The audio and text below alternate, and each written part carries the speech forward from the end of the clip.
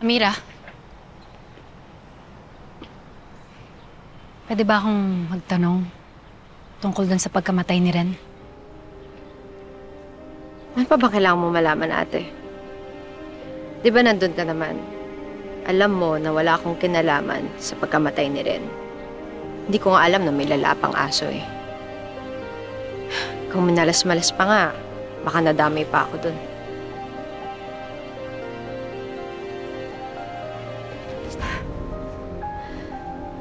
Bakit mo ba to ginagawa, ate? Bakit mo ba pinagpipilitan na may kinalaman ako sa pagkamatay ni Ren? Inutusan ka ba ng bago mong tatay? Si Doc Franco? Inutusan ka bang pag-espiyahan ako?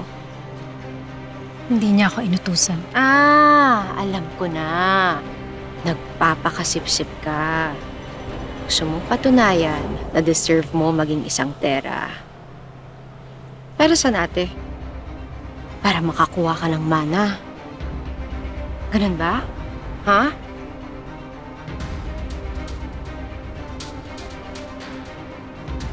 Ganun ba ang tingin mo sa akin? Siguro dati, oo. Pero mula nung namatay si tatay, nagbago na ako. Yung tatay mo, na umako at nagpalaki sa akin.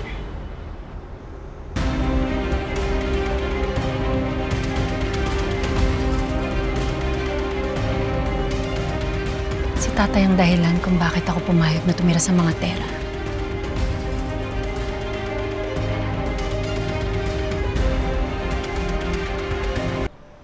Lahat ng to ginagawa ko para kay tatay. Kaya nung sinabi sa akin ni Doc Frank na gusto niyang tumira ako sa kanila. Sana bigyan mo ako ng pagkakataon. Sa akin ka na tumira. Sa mansyon ko. Karapatan mo naman yun eh. Naisip ko agad. Tsansa ko na to. Para mahanapan ko ng ebidensya na talagang may kinalaman ng mga Tera sa pagkamatay niya.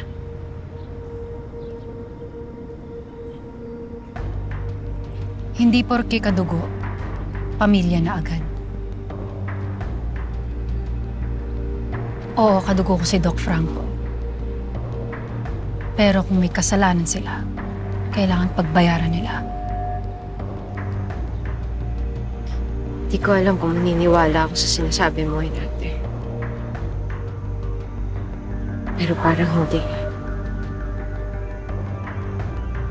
Ang alam ko lang ngayon, Amira, kailangan kong patunayan na pwede nila akong pagkatiwalaan. Kailangan makita rin nila na hindi kita kinakampihan.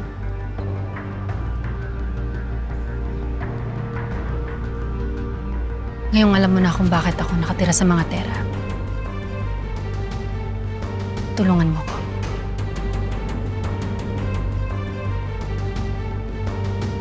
Alam mo ang cellphone number ko, di ba?